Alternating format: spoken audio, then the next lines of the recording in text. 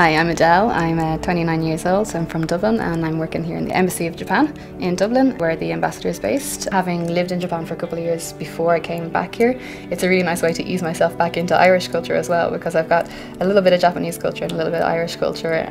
I started studying German from first year to third year. We would have gone on an exchange when we were in second year. We spent a week in Germany.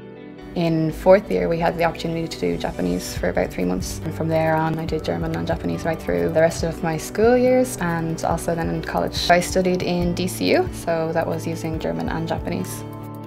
So I'm working as the JET coordinator now here in the embassy. So I'm basically recruiting people for the JET program, which is the Japan Exchange and Teaching Program. I just came back from that myself last August after spending 2.5 years there teaching as an assistant language teacher.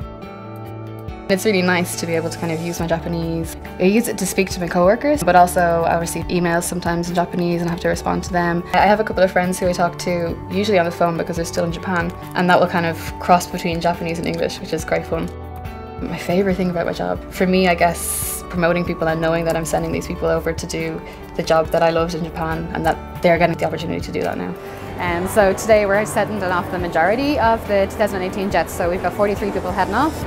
We're handing back passports, giving them their visas, making sure they have everything, they're getting checked in. Finally making it to Tokyo tomorrow morning, and they'll stay there for 3 days of orientation and then finally head off to their contracting organisations where they're going to live for the next year and maybe more.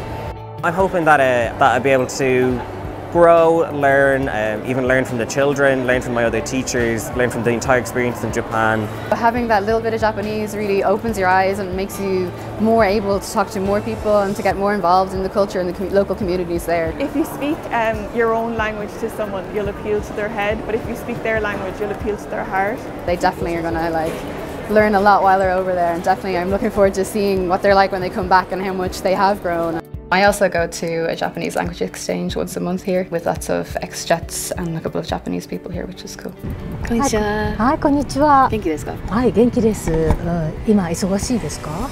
今週はオリエンテーションになりますので、今準備中なので本当に忙しくなりました。あ、そうです。大変ですよね。まあでもみんな。